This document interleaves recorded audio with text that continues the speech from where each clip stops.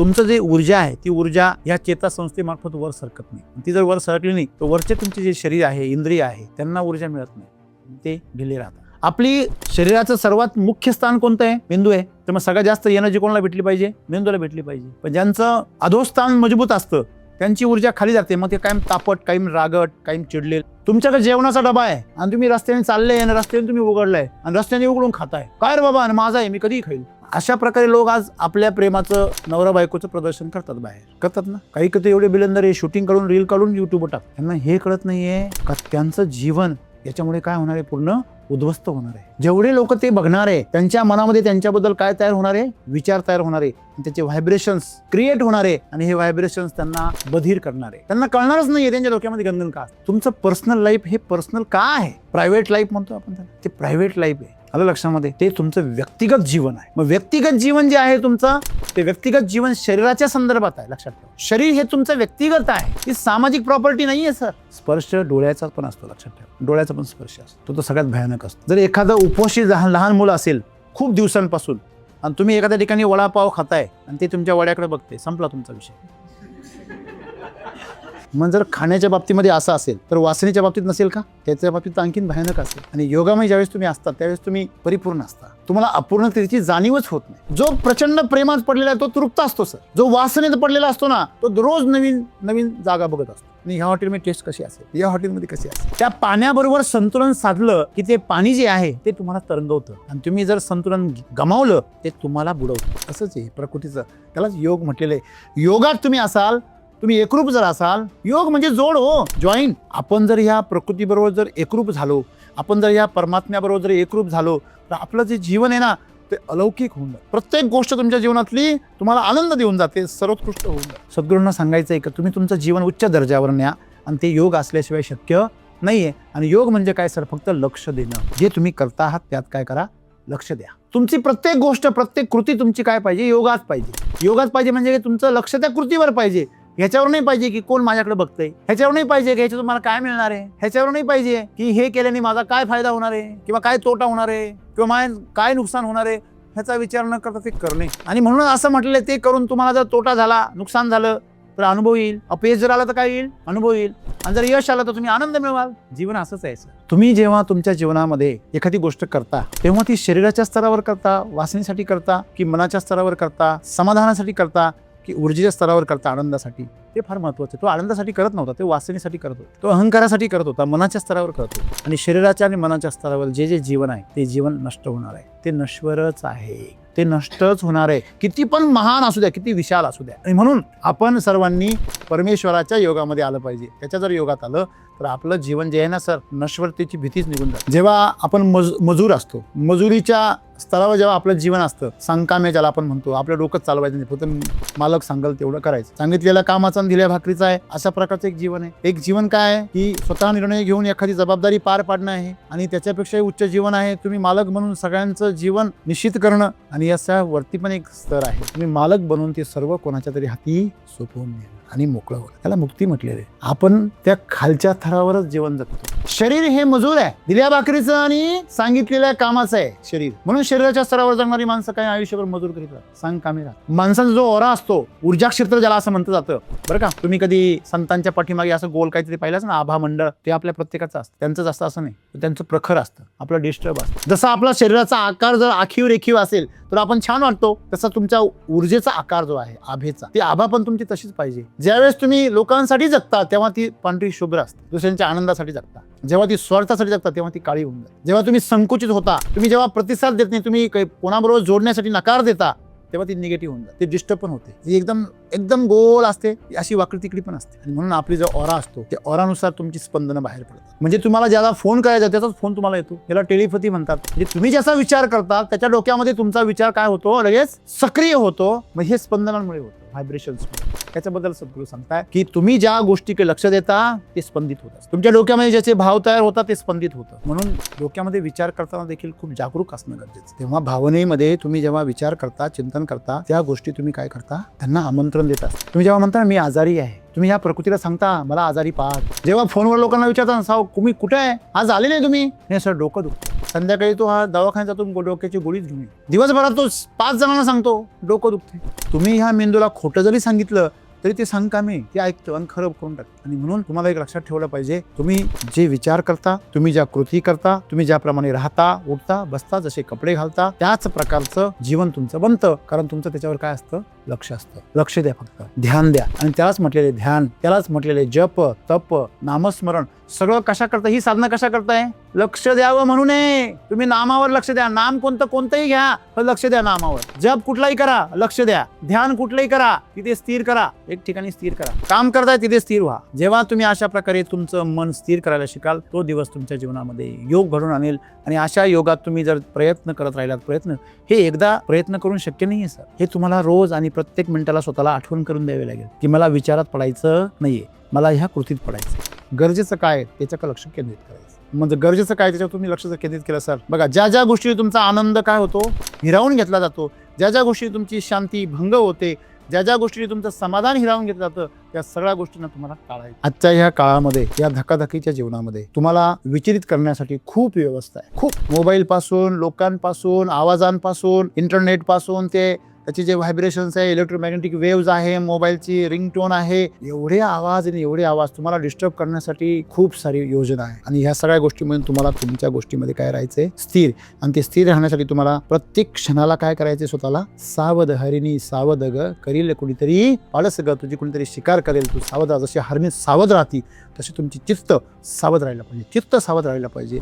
मन आणि शरीराच्या मागे धावलं नाही पाहिजे. तुमची भावना, तुमचे विचार आणि तुमची कृती जर एक सरळ रेषेत आली तर तुम्हाला डायरेक्ट ऊर्जेचं कनेक्शन मिळतं. त्यालाच योग असणं. जेव्हा तुमची ऊर्जा त्याच्यामध्ये उतरते तेव्हा ती गोष्ट सर्वोत्कृष्ट होते. मग ते स्वयंपाक असो, ते काम असो, ते चालणं असो, ते बोलणं असो, उठणं असो, बसणं असो, काही पण असो, ते एवढं सुंदर होतं की जीवन तृप्त होऊन जातं. आणि म्हणून असं तृप्त जीवन तुम्ही जर जगायला लागलात तर तुम्ही तुमच्या आजूबाजूला स्वर्ग निर्माण कराल. आपल्याला हे कळलं पाहिजे जीवनामध्ये की तुमचं जीवन कोणत्या दिशेने चाललेलं आहे. प्रवास करताना तुम्ही जसं मॅप बघता की नाही, कुठून निघालो आणि कुठं पोहोचलोय, शॉर्टकटनी चाललोय की लॉंग कटनी चाललोय, अजून कुठला मार्ग होता.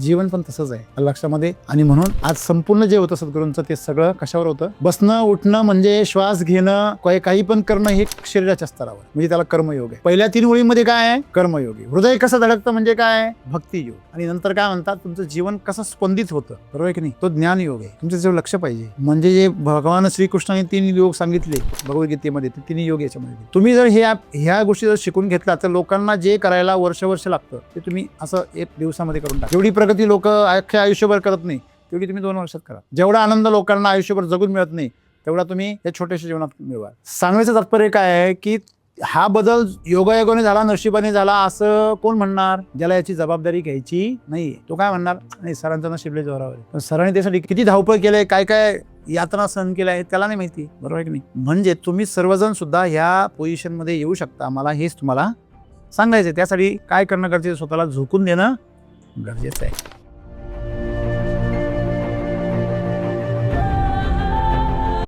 आता तुम्ही इथं ऐकताय की नाही, याच्यामध्ये रमून जा ना. काय हा माणूस आहे, किती बडबड करतो, याचं एक वाक्य जर धरलं तर अख्खं जीवन बदलून जाईल. मग का धरत नाही आपण. म्हणजे आपण बसायचं कसं, बसताना सुद्धा आरामशीर बसलं पाहिजे, रुबाबाद बसलं पाहिजे. कसं म्हटलं तुम्ही, फार सुंदर. छत्रपतींचा जर रोल करायचा असेल तर त्या कलाकाराची ऑडिशन घेतलं जातं. हेच बघितलं जातं, चालतो कसा, बोलतो कसा, बसतो कसा. छत्रपती व्हायचंय, त्या रोलमध्ये जायचंय, तरी एवढी पात्रता लागते. नुसते तुम्ही छत्रपती म्हटल्याने छत्रपती होत नाही. तुमच्यावर छत्र धरलं, लग्नाच्या वेळेस गण धरलं होतं का, त्या दिवशी रथ बी आणला होता. अरे तुमचं स्वतःचं जे जीवन आहे ते त्या दर्जाचं पाहिजे. ज्याचं स्वतःचं चालणं बोलणं भारदस्त आहे, तो रुबाबात चालतो, मस्तीमध्ये जगतो, त्याला कुठल्या प्रकारच्या आभूषणांची, कुठल्या प्रकारच्या सोयीसुविधांची, साधनांची गरज, एवढं जीव गेलेला असतं त्याला हाताला लागतं. चांगलं लिवार असतं त्याचं हेच हात्यार असतं. 1 लाफ्या ठेवलं का सपाट. आमचं जे शरीर आहे हे त्या स्तरावर नेणं आणि त्याप्रमाणे त्याच्याबरोबर वागणं मग कधी शक्य होईल बरं. हे कीर्तनकर बाबा नेहमी सांगतो मी, कीर्तनकर बाबा जर टी शर्ट आणि जीन्स पॅन्टवर आला तर तो दंड घेऊन उभा आणि तोच दंड राखील त्याच्या. हॅलो, धोतर आणि डोक्यामध्ये पहिलं काय पाहिजे, फेटा पाहिजे. अहो, कमरेला शाला बांधलेलं पाहिजे. मूळ जे तुमचं चक्र आहे ते मूलचक्र बांधलेलं पाहिजे, तर ऊर्जा कुठं उठते वर. का बरं बांधतात कंबर? कीर्तनकर बाबा असा स्टाईल मी भरायला तर मग त्याची कंबर बांधली जाते, आहे की नाही? म्हणजे मूळ चक्र आहे ते बांधलं जातं. मूळ चक्र जे आहे ते वासनेचं चक्र आहे, भोगाचं चक्र आहे, म्हणून जननेंद्रियांच्या जवळ येते. नेहमी लक्षात ठेवा. तुम्हाला माहीत नसेल, तुम्ही जर पाय पसरून जर जेवलात आणि समोर तुम्ही पाय पसरून मध्ये जर जेवण ठेवलं, किंवा तुम्ही पाय जरी मोकळे ठेवले, किंवा तुम्ही बसून जरी जेवलात आणि तुमच्या कमरेमध्ये आणि जेवणामध्ये जर मध्ये काहीच नसेल, तुमचे पाय खाली सोडलेले, तुम्ही लोक जे उभे राहून जेवतात ना, त्यांच्याबद्दल सांगतोय मी खास करून. हे चक्र त्यातली ऊर्जा खेचून घेतं सगळी अन्नामधली. म्हणून तुम्ही जर टेबलावर जेवायला बसलात तर तुमच्या जेवणामध्ये आणि तुमच्या ह्या चक्रामध्ये काय पाहिजे? कमीत कमी लाकूड तरी पाहिजे, काहीतरी विरोध पाहिजे, ऊर्जेला विरोध पाहिजे. तुम्ही पाहिलं का ते पोलवरती ते असे सिमेंटचे असे हे चक्र असतात, खालून वायर असते ना एक तार आधारासाठी, आणि त्याच्या वरून एक असं हे असतं, मग वरून ती कनेक्शन वायर असते करंट वायरची. का बरं माहिती आहे का? कारण त्याला जर विरोध नाही केला तर तो सप्लाय डायरेक्ट खाली उतरतो, डायरेक्ट. त्याला डिस्कनेक्ट करण्यासाठी तुम्ही त्या प्लेटा घातलेल्या असतात. 3-4 प्लेटा असतात ना, पहिले एका प्लेटाने व्हायचं, नंतर आणि 4 प्लेटा घातल्या. म्हणजे सांगण्याचं तात्पर्य असं आहे, जेवढं पॉवरफुल अन्न खाल तुम्ही, जेवढं शक्तिशाली अन्न खाल, तेवढं फास्ट वेगाने खेचतात. आणि मग काही लोकांना हेच कळत नाही का जेवण केल्यावर त्याला सुस्ती काय येते, मस्ती काय येते. विनाकारण त्याचे विचार बिघडतात, एनर्जी डाऊन होते, वेगळे विचार डोक्याला यायला लागतात. हे फार सखोल आहे. आणि म्हणून उभ्याने जेवणं, पाय पसरून जेवणं हे चुकीचं आहे. मांडी घालूनच जेवलं पाहिजे. मांडी घातल्यानंतर तो बंद काय होतो? दाबला जातो. जसं तुम्ही हात बांधल्यानंतर तुमचं हृदय चक्र बंद केलं जातं, तसं तुम्ही मांडी घातल्यानंतर तुमचं मूळ चक्र जे आहे ते मूळ बंद तुमचा बांधला जातो. मूळ बंद बांधला, जसं तुम्ही फुटबॉल पशी जर लीक झाला पाईप, तुमच्या बाऱ्यापाशी जर लीक झाला तर पुढं सायपनमध्ये पाणी जात नाही, तसं तुमचं जे ऊर्जा आहे ती ऊर्जा ह्या चेतासंस्थेमार्फत वर सरकत नाही. आणि ती जर वर सरकली नाही तर वरचे तुमचे जे शरीर आहे, इंद्रिय आहे, त्यांना ऊर्जा मिळत नाही आणि ते गेले राहतात. आपली शरीराचं सर्वात मुख्य स्थान कोणतं आहे? मेंदू आहे. तर मग सगळ्यात जास्त एनर्जी कोणाला भेटली पाहिजे? मेंदूला भेटली पाहिजे. पण ज्यांचं अधोस्थान मजबूत असतं त्यांची ऊर्जा खाली जाते. मग ते कायम तापट, कायम रागट, कायम चिडलेले, कायम असे. बघा, तुम्ही जेव्हा विणीचा काळ असतो, तुम्ही जर ऑब्झर्वेशन करा, विणीचा काळ म्हणजे कुत्र्यांचा जेव्हा मिलनाचा काळ असतो, त्या काळात कुत्रे फार रागीट असतात. बघा, त्यांना थोडा जरी कोणी अडथळा केला ना तर लगेच चावतं. सगळ्यात जास्त कुत्रे चावण्याचं प्रमाण त्या काळात असतं. कुत्रे पिसळण्याचं प्रमाण सुद्धा त्याच काळात असतं. कारण त्यांची ऊर्जा त्यावेळेस काय असते? खूप भाद्रपद महिन्यामध्ये म्हणतात की खूप उच्च स्तरावर असते. त्याच्यामध्ये हसण्यासारखं काहीच नाही, जे वास्तव आहे. जून महिन्यामध्ये वनस्पती अगदी मरतुकलं बी सुद्धा उगवतं. जून महिन्यामध्ये तुम्ही बी पेरा, अर्ध खाल्लेलं किती ना ते सुद्धा उगवतं, ते सुद्धा वर घेऊन येतो. हे बघ माझं पण अर्ध पान आहे. तसं कुत्र्यांचा तो सीझन आहे, त्यांचा जून महिना आहे तो. म्हणजे तुमच्या लक्षात आलं पाहिजे, जेव्हा ही प्रकृती एखाद्यामध्ये पुनर्जीवन निर्माण करण्याचं, प्रजनन करण्याचे ज्यावेळेस घाट घालते, तेव्हा तो जो नर असतो त्याच्यामध्ये प्रचंड तीव्रता निर्माण करते. त्याचं मूळ चक्र जे आहे वासनादी प्रचंड भडकवते. आणि म्हणूनच हत्या आणि बलात्काराच्या घटनेमध्ये माणसाचा मेंदू काम करत नाही. आपण असं म्हणतो की नाही, अरे आपलं फार कंट्रोल आहे, परंतु ती सिच्युएशन अशी असते की त्या सिच्युएशनमध्ये तुमचं जर मूळ चक्र जर प्रभावी बनलं आणि तसं जर वातावरण जर आजूबाजूला भेटलं तर ते कंट्रोलच्या बाहेर जातं. हे सगळं प्रकृती आहे. ह्याच्यामध्ये काही अश्लील किंवा ह्याच्यामध्ये काही असं गुन्हेगारी वगैरे असा प्रकार नाही, परंतु त्याला तसं ठेवावं लागतं, नाहीतर मग हे समाज व्यवस्था विस्कळीत होऊन जाईल. आणि म्हणून सद्गुरू म्हणता कसं बसायचं, मुलांनी सुद्धा आपण कसं बसावं, आपण असं बसावं जेणेकरून आपण सभ्यपणाने जगू शकू. असभ्यपणाने का कपडे घालू नये, असभ्यपणाने का बसू नये, असभ्यपणाने का चालू नये. तुमच्याकडे जेवणाचा डबा आहे आणि तुम्ही रस्त्याने चालले आणि रस्त्याने तुम्ही उघडलाय आणि रस्त्याने उघडून खाताय. काय रे बाबा, माझा आहे, मी कधीही खाईल. अशा प्रकारे लोक आज आपल्या प्रेमाचं, नवरा बायकोचं प्रदर्शन करतात, बाहेर करतात ना. काही कधी एवढे बिलंदर आहे, शूटिंग काढून रील काढून यूट्यूबवर टाकतात. त्यांना हे कळत नाहीये का त्यांचं जीवन याच्यामुळे काय होणार आहे, पूर्ण उद्ध्वस्त होणार आहे. जेवढे लोक ते बघणार आहे त्यांच्या मनामध्ये त्यांच्याबद्दल काय तयार होणार आहे, विचार तयार होणार आहे आणि त्याचे व्हायब्रेशन्स क्रिएट होणार आहे आणि हे व्हायब्रेशन्स त्यांना बधीर करणार आहे. त्यांना कळणारच नाही आहे त्यांच्या डोक्यामध्ये गणगण का असते. तुमचं पर्सनल लाईफ हे पर्सनल का आहे? प्रायव्हेट लाईफ म्हणतो आपण त्याला, ते प्रायव्हेट लाईफ आहे. आलं लक्षामध्ये? ते तुमचं व्यक्तिगत जीवन आहे. मग व्यक्तिगत जीवन जे आहे तुमचं, ते व्यक्तिगत जीवन शरीराच्या संदर्भात आहे, लक्षात ठेवा. शरीर हे तुमचं व्यक्तिगत आहे, ती सामाजिक प्रॉपर्टी नाही आहे सर. कोणी यायचं आणि धक्का लावून बघायचा, मऊ आहे का नाही, कडक आहे हो. स्पर्श डोळ्याचा पण असतो, लक्षात ठेवा. डोळ्याचा पण स्पर्श असतो, तो तर सगळ्यात भयानक असतो.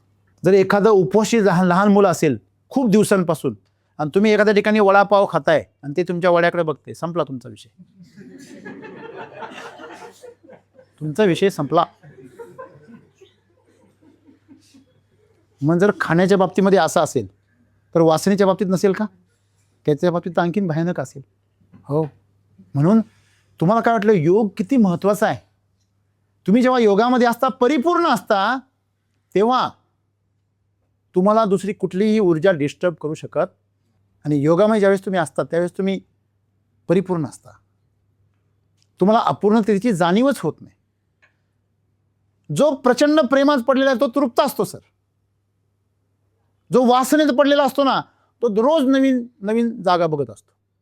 आणि ह्या हॉटेलमध्ये टेस्ट कशी असेल, या हॉटेलमध्ये कशी असेल. टेस्ट हॉटेलची नसते, तुझ्या जिभेची असते. हे त्याला कधी कळतच नाही. हां, तुम्हाला माहिती आहे का, जेव्हा कुत्रं ज्यावेळेस हाडूक सापडतं त्याला, हाड, ते हाडूक काय करतं, चावतं. तर हाडाला काय असतात, हाडूक जे असतं त्याला काय असतात, टोकं असतात.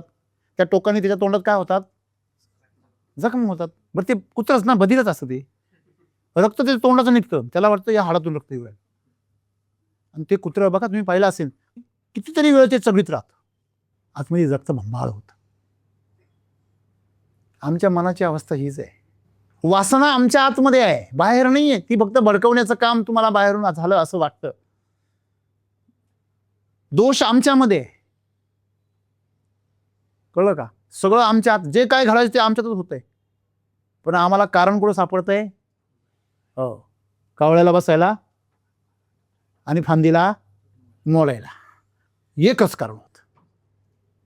आपण काय म्हणतो, अरे योगायोग होता व कावळा बसायला फांदी मोडली, योगायोग होता.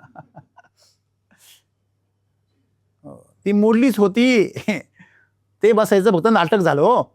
म्हणजे आपल्या जीवनामध्ये आपण बसायचं कसं, उभं कसं राहायचं. उभं राहताना आपण जर सरळ उभं राहिलो तर झिरो ग्रॅव्हिटी येते, बरोबर की नाही? तुमची मान जी आहे, हा तुमचा छातीचा भाग आणि हा चेहऱ्याचा भाग समांतर आला पाहिजे. असं नको, आहे की नाही? असं पण नको.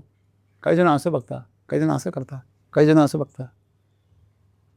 तुम्ही जेवढं ह्या प्रकृतीबरोबर असंतुलित राहाल तेवढे तुम्ही लवकर कंटाळाल, लवकर थकाल, लवकर कळ लागेल, गॅप पडेल, आणि तुम्हीच निर्माण केलेलं असेल, बरोबर आहे?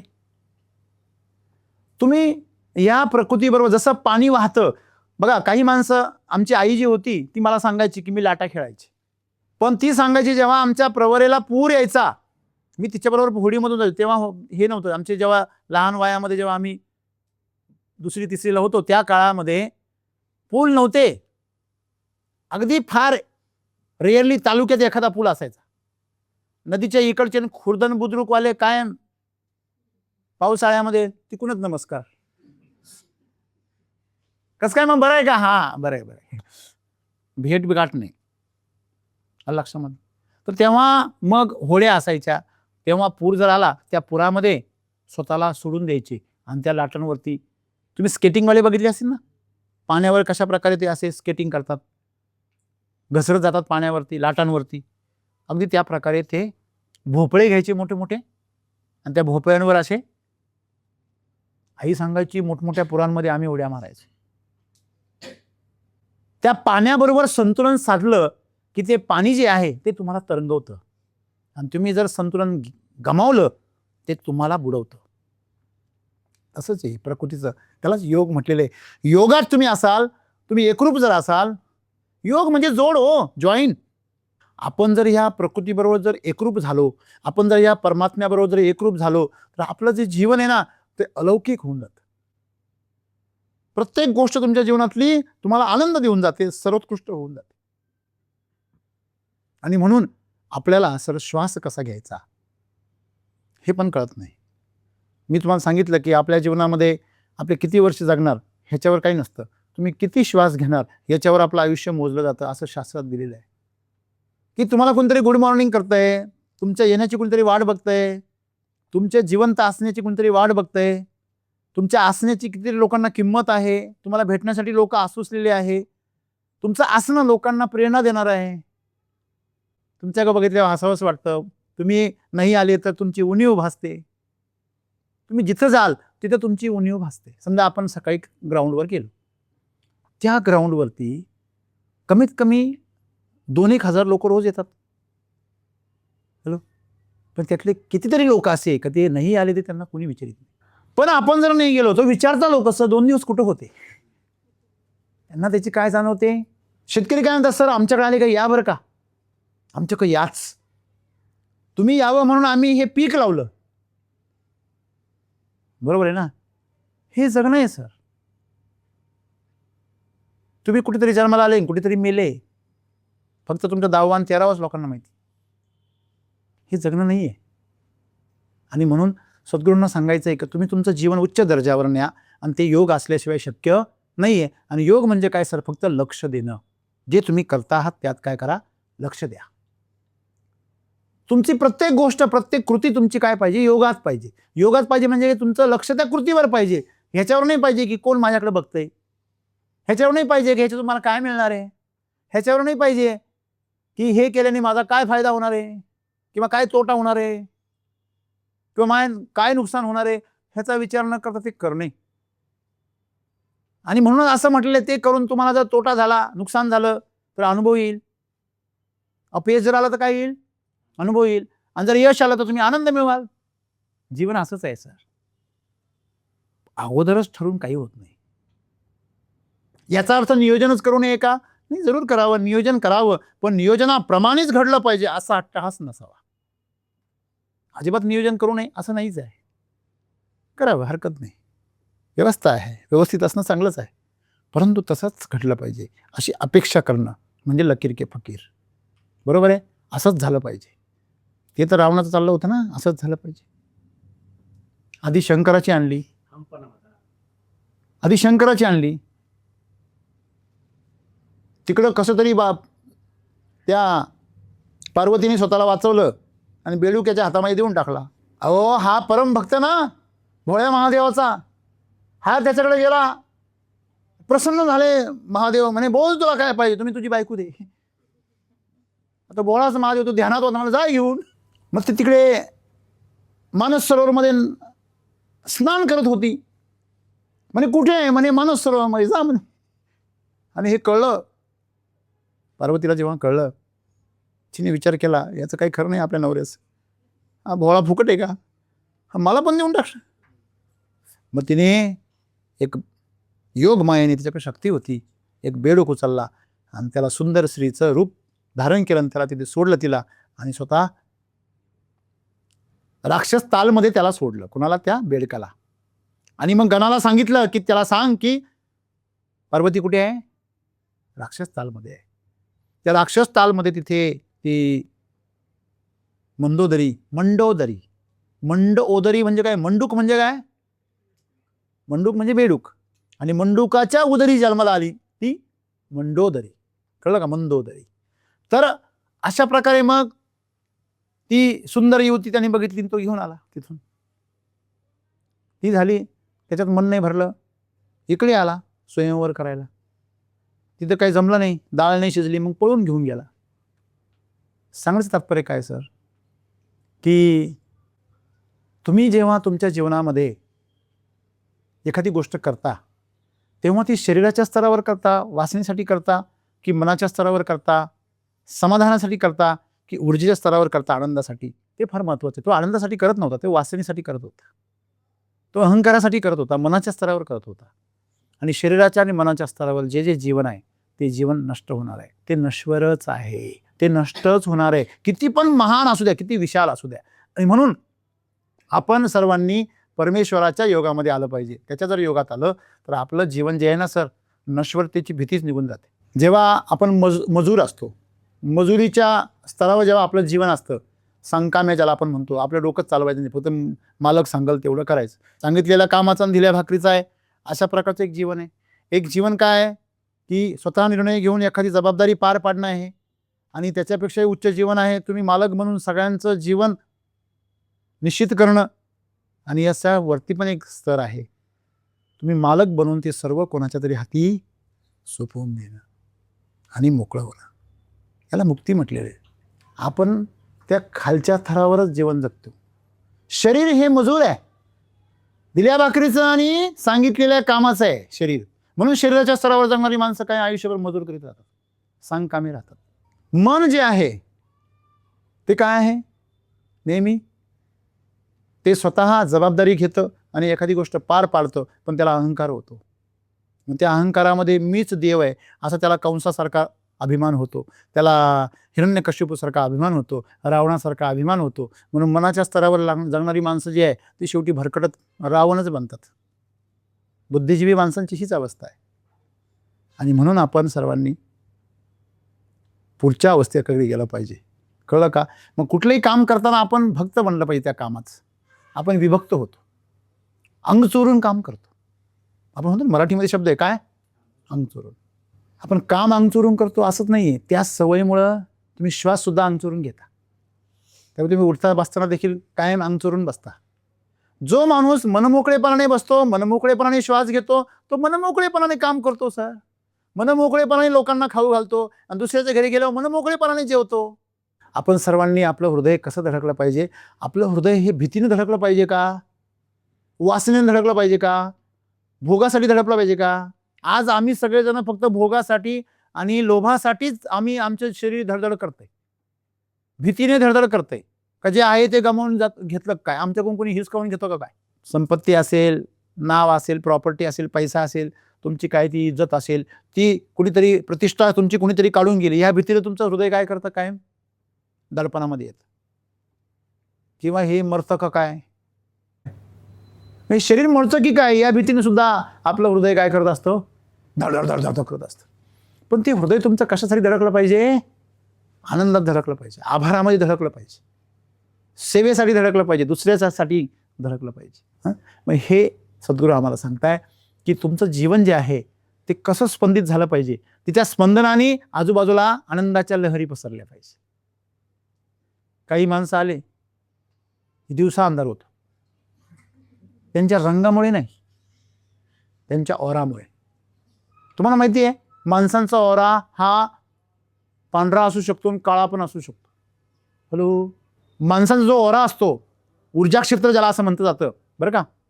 तुम्ही कधी संतांच्या पाठीमागे असं गोल काहीतरी पाहिलंच ना, आभा मंडळ, ते आपल्या प्रत्येकाचं असतं, त्यांचंच असतं असं नाही, त्यांचं प्रखर असतं, आपलं डिस्टर्ब असतं.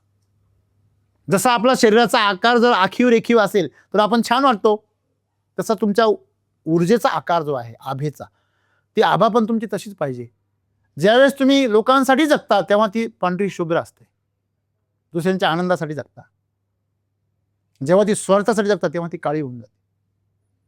जेव्हा तुम्ही संकुचित होता, तुम्ही जेव्हा प्रतिसाद देत नाही, तुम्ही कोणाबरोबर जोडण्यासाठी नकार देता, तेव्हा ती निगेटिव्ह होऊन जाते, ती डिस्टर्ब पण होते. ही एकदम एकदम गोल असते, ती अशी वाकडी तिकडी पण असते. आणि म्हणून आपली जो ऑरा असतो त्या ऑरानुसार तुमची स्पंदनं बाहेर पडतात. बरोबर आहे. एखादा खडक असतो, तो सपाट असेल तर चालायला बरं वाटतं, आणि त्याला जर असे टोक असतील तर, एखाद्या मातीमध्ये जे खडे आहेत ते जर असे टोकदार जर असतील, ढेकळं, ते पायाला खालून काय करता, टोचता. असं आहे, म्हणजे व्हायब्रेशन्स तुमच्यापर्यंत पोहोचतात. माती तुम्हाला काहीतरी सांगते की मी काय झाले, नापीक झाले, माझं दुखतंय. मग तिचं दुखतंय म्हणून ती तुमचं दुःख होते पाय. कळलं का? असंच आहे. म्हणून जो दुःखी माणूस आहे त्याची स्पंदनं कशी असतात, आजूबाजूला दुःखाची. जो माणूस कपटी आहे त्याची स्पंदनं कशाची असतात? कपटाची असतात. सद्गुरू असं सांगता, मग या आश्रमामध्ये काय 5-50 एकरचा आश्रम असेल त्यांचा, त्या आश्रमामध्ये गेटवर कुठल्या प्रकारचा माणूस आलेला आहे ते मला आत बसून कळतं. त्यांना ते कळत असेल, पण माझ्या समोर मला कुठला माणूस आहे हे लगेच कळतं. या माणसाच्या डोक्यात काय चाललेलं आहे, आत्ता काय चाललेलं आहे, आणि म्हणून मला जास्त त्रास होतो. त्रास ह्यामुळे होतो की त्याचं नुकसान तो स्वतः करतोय हे बघून त्रास होतो. कशामुळे? स्पंदन कळतात ना लगेच. ज्याच्याकडे मेटल डिटेक्टर आहे तो मेटल डिटेक्टरने तपासू शकतो तुमच्या अंगावर कुठे कुठे धातू आहे. एअरपोर्टवरती तपासता ना तुमचं बॉडी वॉल्समध्ये तपासता की नाही? मग ते मेटल डिटेक्टर जसं असतं तसं आपलं शरीर मध्ये डिटेक्शन करण्याची खूप ताकद आहे, स्पंदन निर्माण करण्याची ताकद आहे. या मेंदूमध्ये तर प्रचंड ताकद आहे. इथलं व्हायब्रेशन सेकंदामध्ये अमेरिकेला जाऊ शकतं, एवढी ताकद आहे सर. त्यालाच आपण सांगतो टेलिपॅथी झाली. टेलिपॅथी म्हणजे काय? इथं एक विचार केला आपण की क्षणामध्ये तुमच्या, म्हणजे तुम्हाला ज्याला फोन करायचा त्याचाच फोन तुम्हाला येतो. याला टेलिपॅथी म्हणतात. म्हणजे तुम्ही ज्याचा विचार करता त्याच्या डोक्यामध्ये तुमचा विचार काय होतो, लगेच सक्रिय होतो. मग हे स्पंदनांमुळे होतं, व्हायब्रेशन्समुळे. त्याच्याबद्दल सद्गुरू सांगताय की तुम्ही ज्या गोष्टीकडे लक्ष देता ते स्पंदित होत असतं. तुमच्या डोक्यामध्ये ज्याचे भाव तयार होतात ते स्पंदित होतं. म्हणून डोक्यामध्ये विचार करताना देखील खूप जागरूक असणं गरजेचं आहे. तुम्हाला जर कल्पनाच करायची असेल तर नेहमी आपण एक प्रयोग करतो. सगळ्यांनी डोळे बंद करा. केले बंद? सगळ्यांनी मनातल्या मनात म्हणा, मी घुबड नाही. म्हणा मनातल्या मनात. तर मोठ्याने म्हणा, मी घुबड नाही. आपण घुबड नाही असं म्हणत होतो, पण आपल्याला डोळ्यासमोर काय दिसत होतं? कारण आपण लक्ष कशावर जातं? कशावर जातं? घुबडावर. आहे किंवा नाही हे कळत नाही मेंदूला. मेंदूला फक्त चित्र कळतं. त्या सगळ्या मी घुबड नाही या सगळ्या पूर्ण वाक्यामध्ये एकच शब्द असा आहे की ज्याचं चित्र आहे, आणि मेंदूला फक्त चित्र कळतं, मेंदूला शब्द कळत नाही. हे लक्षात ठेवा.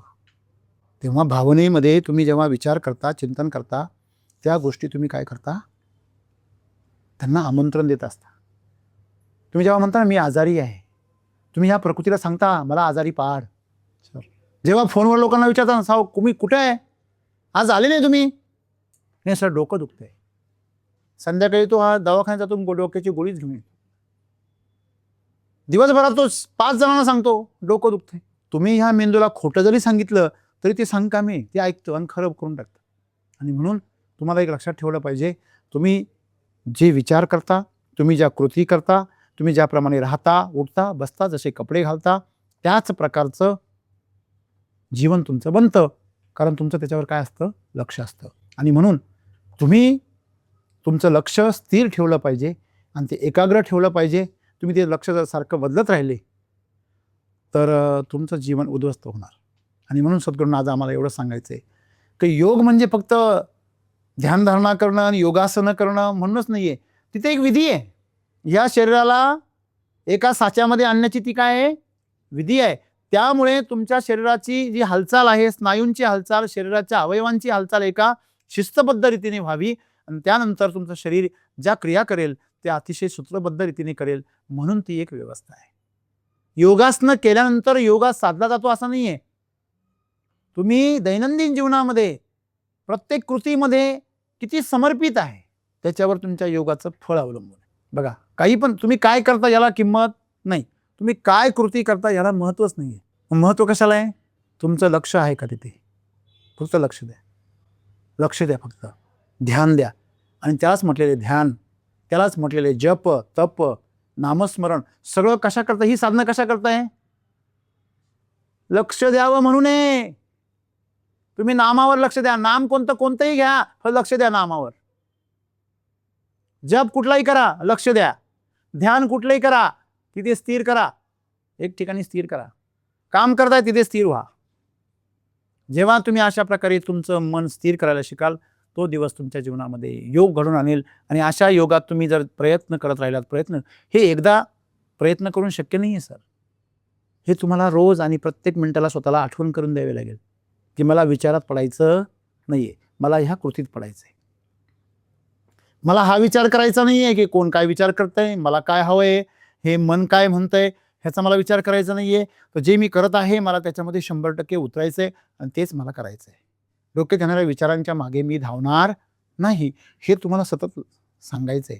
सांगायचंय स्वतःला, मी शरीर नाही, मी मनही नाही, मी शरीर नाही, मी मनही नाही. आणि पोपटासारखं नुसतं बोलायचं नाही, त्याच्यावर लक्ष द्यायचं आणि कृतीमध्ये आणायचं. गरजेचं काय त्याच्याकडे लक्ष केंद्रित करायचं. म्हणजे गरजेचं काय त्याच्यावर तुम्ही लक्ष जर केंद्रित केलं सर, बघा ज्या ज्या गोष्टी तुमचा आनंद काय होतो हिरावून घेतला जातो, ज्या ज्या गोष्टी तुमची शांती भंग होते, ज्या ज्या गोष्टी तुमचं समाधान हिरावून घेतलं जातं, त्या सगळ्या गोष्टींना तुम्हाला टाळायचं. आजच्या ह्या काळामध्ये, या धकाधकीच्या जीवनामध्ये तुम्हाला विचलित करण्यासाठी खूप व्यवस्था आहे. खूप मोबाईलपासून, लोकांपासून, आवाजांपासून, इंटरनेटपासून, ते त्याचे जे व्हायब्रेशन्स आहे, इलेक्ट्रोमॅग्नेटिक वेव्ज आहे, मोबाईलची रिंगटोन आहे, एवढे आवाज आणि एवढे आवाज तुम्हाला डिस्टर्ब करण्यासाठी खूप सारी योजना आहे. आणि ह्या सगळ्या गोष्टींमध्ये तुम्हाला तुमच्या गोष्टीमध्ये काय राहायचंय, स्थिर. आणि ते स्थिर राहण्यासाठी तुम्हाला प्रत्येक क्षणाला काय करायचंय, स्वतःला सावध हरिणी सावध ग, करील कुणीतरी पाळस ग, तुझी कुणीतरी शिकार करेल, तू सावध राहा. जशी हरिणी सावध राहती तशी तुमची चित्त सावध राहायला पाहिजे, चित्त सावध राहायला पाहिजे, मन आणि शरीराच्या मागे धावलं नाही पाहिजे. हे जर केलं तुम्ही तर तुम्ही बसाल एकदम शांत, तुम्ही उठताना शांतमध्ये उठाल, चालताना व्यवस्थित चालाल. तुम्हाला ती शिकण्याची गरज नाही. मास्टरला कधी पोहायला शिकावं लागत नाही. ते मला सर हे आम्ही कसं शिकू, कसं बसायचं, कसं उठायचं, त्याचं ट्रेनिंग आहे, पण त्यांनी काही फायदा नाही होणार. तुम्ही फक्त योगात या. तुम्ही जे काही कराल तर ही प्रकृती संतुलनामध्ये. जसं तुम्ही सुरुवातीला मी एक उदाहरण सांगितलं की 4 पुठ्ठे आहे. आपण लहानपणी एक प्रयोग शिकलो होतो की प्रकाश सरळ रेषेत प्रवास करतो, तशी ऊर्जा देखील प्रवास करते. तर एक लक्षात ठेवा, तर जेव्हा आपण बघतो की 4 पुठ्ठे लावलेले आहे, या 4 पुठ्ठ्यांची जी रेषा आहे मध्ये एक छिद्र आहे, ते जेव्हा सरळ रेषेत असतं तेव्हा समोरची मेणबत्ती स्पष्ट दिसते. एक पुठ्ठा शरीराचा, दुसरा पुठ्ठा मनाचा, विचारांचा, तिसरा पुठ्ठा भावनांचा, चौथा पुठ्ठा नसून ती काय, मेणबत्ती आहे. बरोबर आहे. म्हणजे पहिला भावना आहे, तुमची भावना, तुमचे विचार आणि तुमची कृती जर एक सरळ रेषेत आली तर तुम्हाला डायरेक्ट ऊर्जेचं कनेक्शन मिळतं. त्यालाच योग असं म्हणतात. जेव्हा तुमची ऊर्जा त्याच्यामध्ये उतरते तेव्हा ती गोष्ट सर्वोत्कृष्ट होते. मग ते स्वयंपाक असो, ते काम असो, ते चालणं असो, ते बोलणं असो, उठणं असो, बसणं असो, काही पण असो, ते एवढं सुंदर होतं की जीवन तृप्त होऊन जातं. आणि म्हणून असं तृप्त जीवन तुम्ही जर जगायला लागलात तर तुम्ही तुमच्या आजूबाजूला स्वर्ग निर्माण कराल. आणि हे तुमचे ह्या जगावर केलेले फार मोठे उपकार आहे. आपल्याला हे कळलं पाहिजे जीवनामध्ये की तुमचं जीवन कोणत्या दिशेने चाललेलं आहे. प्रवास करताना तुम्ही जसं मॅप बघता की नाही, कुठून निघालो आणि कुठं पोहोचलोय, शॉर्टकटनी चाललोय का लॉंग कटनी चाललोय, अजून कुठला मार्ग होता. जीवन पण तसंच आहे लक्षामध्ये. आणि म्हणून आज संपूर्ण जे होतं सद्गुरूंचं ते सगळं कशावर होतं, बसणं उठणं म्हणजे श्वास घेणं, काही पण करणं हे शरीराच्या स्तरावर आहे. म्हणजे त्याला कर्मयोग आहे. पहिल्या 3 ओळीमध्ये काय आहे, कर्मयोग आहे. हृदय कसं धडकतं म्हणजे काय, भक्तियोग आहे. आणि नंतर काय म्हणतात, तुमचं जीवन कसं स्पंदित होतं, बरोबर आहे की नाही, तो ज्ञानयोग आहे. तुमचं जेव्हा लक्ष पाहिजे. म्हणजे जे भगवान श्रीकृष्णाने 3 योग सांगितले भगवद्गीतेमध्ये, ते 3 योग याच्यामध्ये दिले. तुम्ही जर ह्या गोष्टी जर शिकून घेतला तर लोकांना जे करायला वर्ष लागतं ते तुम्ही असं 1 दिवसामध्ये करून टाका. जेवढी प्रगती लोक अख्ख्या आयुष्यभर करत नाही तेवढी तुम्ही 2 वर्षात करा. जेवढा आनंद लोकांना आयुष्यभर जगून मिळत नाही तेवढा तुम्ही या छोट्याशा जीवनात मिळवाल. सांगण्याचं तात्पर्य काय आहे की हा बदल योगायोगाने झाला, नशिबाने झाला असं कोण म्हणणार, ज्याला याची जबाबदारी घ्यायची नाहीये. तो काय म्हणणार, नाही सरांचं नशीब लय जोरावर आहे. पण सरांनी त्यासाठी किती धावपळ केलंय, काय काय यातना सहन केल्या आहे त्याला नाही माहिती, बरोबर आहे की नाही. म्हणजे तुम्ही सर्वजण सुद्धा ह्या पोझिशनमध्ये येऊ शकता. मला हेच तुम्हाला सांगायचं. त्यासाठी काय करणं गरजेचं, स्वतःला झोकून देणं गरजेचं आहे. झोकून द्या तुम्ही एखाद्या कामामध्ये, तिथे बसलेत त्याच्यामध्ये झोकून द्या. तुम्हाला जीवनात जे हवं आहे तेच घडेल. आणि माझी खूप इच्छा आहे की तुम्हाला जे हवं आहे आनंदासाठी ते तुमच्या जीवनात बिलकुल घडावं. तुमचे सगळे स्वप्न पूर्ण होऊन तुम्ही मुक्त व्हावं. फक्त तुम्ही काय करा, ह्या जीवनाला कसं बनवा, तृप्त आणि सुंदर बनवा. धन्यवाद.